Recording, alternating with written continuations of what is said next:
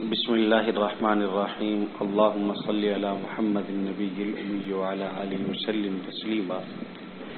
احباب گرامی، ہمارا یہ فہم قربانی کورس کا آج 12واں سبق ہے اور ہمارے اس 12ویں سبق کا عنوان ہے قربانی کی حقیقت، قرآن و حدیث، قرآن مجید کی روشنی میں۔ دیکھیں، قرآن مجید میں تقریباً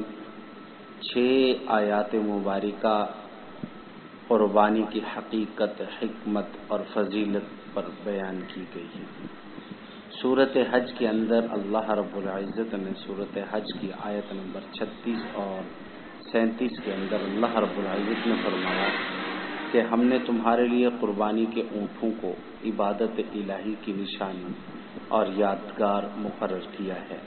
ان میں سے تمہارے لیے اور بھی فائدے ہیں، سو تم ان کو نحر کرتے وقت قطار میں کھڑا کر کے ان پر اللہ کا نام لیا کرو، اور پھر جب وہ اپنے پہلو پر گر پڑیں تو ان کے گوشت میں سے تم خود بھی کھانا چاہو تو کھاؤ اور فقیر کو بھی کھلاؤ، خواہ وہ صبر سے بیٹھنے والا ہو یا سوال کرتا پھرتا ہو۔ جس طرح ہم نے ان جانوروں کی قربانی کا حال بیان کیا، اسی طرح ان کو تمہارے تابع دار بنا دیا تاکہ تم شکر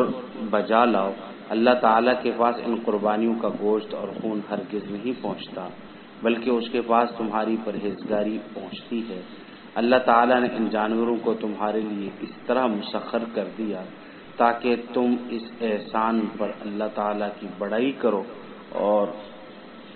کرو کہ اس نے تم کو قربانی کی صحیح راہ بتلائی ہے، اور اے پیغمبر مخلصین کو خوشخبری سنا دیجیے۔ اور اسی طرح سورۃ حج میں بھی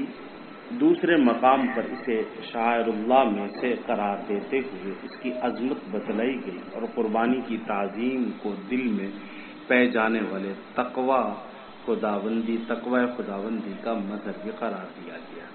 دیکھیے، سورۃ حج کی آیت نمبر 32 کے اندر اللہ رب العزت نے فرمایا کہ جو شخص اللہ تعالیٰ کی نشانیوں اور یادگاروں کا پورا احترام قائم رکھے تو ان شاعر کا یہ احترام دلوں کی پرہیزگاری سے ہوا کرتا ہے۔ دیکھیں، پہلے انبیاء علیہ السلام کی شریعتوں میں قربانی کا تسلسل حضرت عیسیٰ علیہ السلام کی بعثت تک پہنچتا ہے، جس کا طریقہ یہ تھا کہ قربانی ذبح کی جاتی اور وقت کے نبی دعا مانگتے اور آسمان سے خاص کیفیت کی آگ اترتی اور اسے کھا جاتی، جسے قبولیت کی علامت سمجھا جاتا تھا۔ قرآن مجید کے اندر بھی اس کا تذکرہ ہے کہ یہ لوگ ایسے ہیں جو یوں کہتے ہیں کہ اللہ نے ہمیں حکم دے رکھا ہے کہ ہم کسی رسول کی اس وقت تک تصدیق نہ کریں جب تک وہ ہمارے پاس ایسی قربانی نہ لائے کہ اس کو آگ کھا جائے۔ دعا کیجئے کہ اللہ رب العزت ہمیں عمل کرنے کی توفیق عطا فرمائے۔ وما علینا الا البلاغ۔